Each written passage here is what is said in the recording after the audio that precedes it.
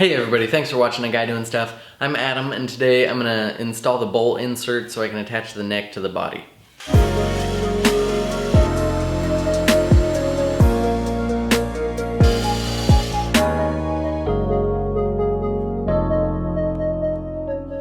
Most guitars use a mortise and tenon to attach the neck to the body, but I'm gonna be using a butt joint with some threaded inserts.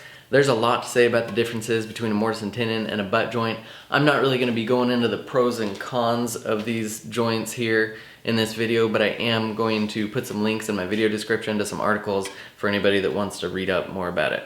I use this process I'm gonna show you here on my first guitar, and it worked really well, so I'm gonna go ahead and use it again for this video. I bought this set from LMII. The first thing you need to do is install 2 of these bolt inserts into the heel.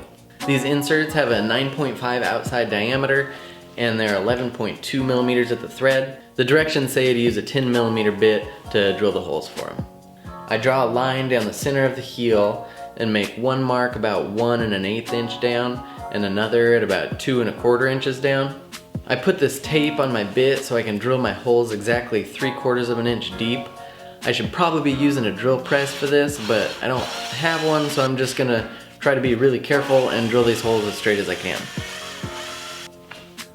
Before I put the inserts in, I'm gonna route a channel that's 3/4 of an inch wide and 1/8 inch deep. I set my router table up with a straight bit sticking up 1/8 inch and the fence at a distance that will cut down the center of the heel.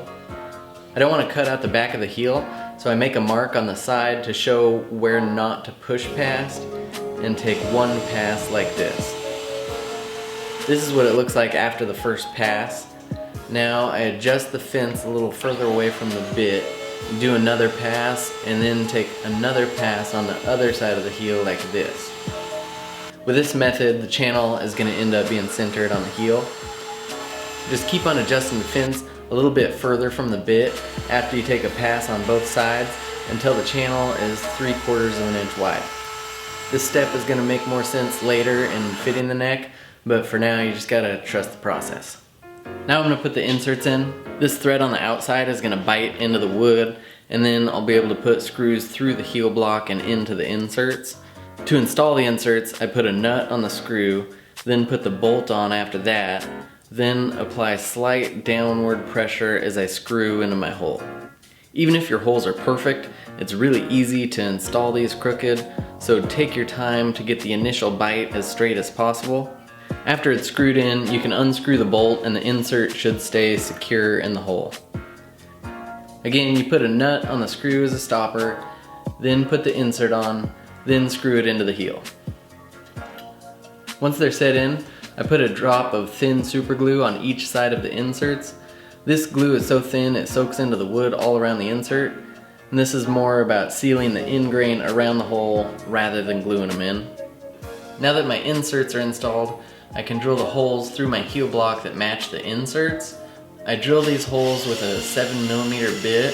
You want to drill them at a place that will put the surface of the neck flush with the surface of the soundboard. This takes a little bit of guesswork for me because I don't really feel like I've perfected this process, but the holes are wider than the bolts, so you should have a little bit of wiggle room. That actually went a lot smoother than I thought it was going to go. Again, this video is meant to give you a basic rundown of how to make this joint work.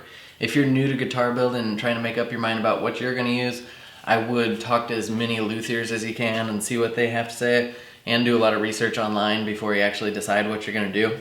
I have it set up right now to move forward, but there's still several steps I'll need to do to make it a perfect fit. I'm going to do a bunch of stuff to the neck now, and then come back to it when I'm ready to get that perfect fit for the joint. Thank you guys for watching. Thank you to Worksharp Tools for sponsoring this series. If you guys have questions, feel free to leave them in the comment section.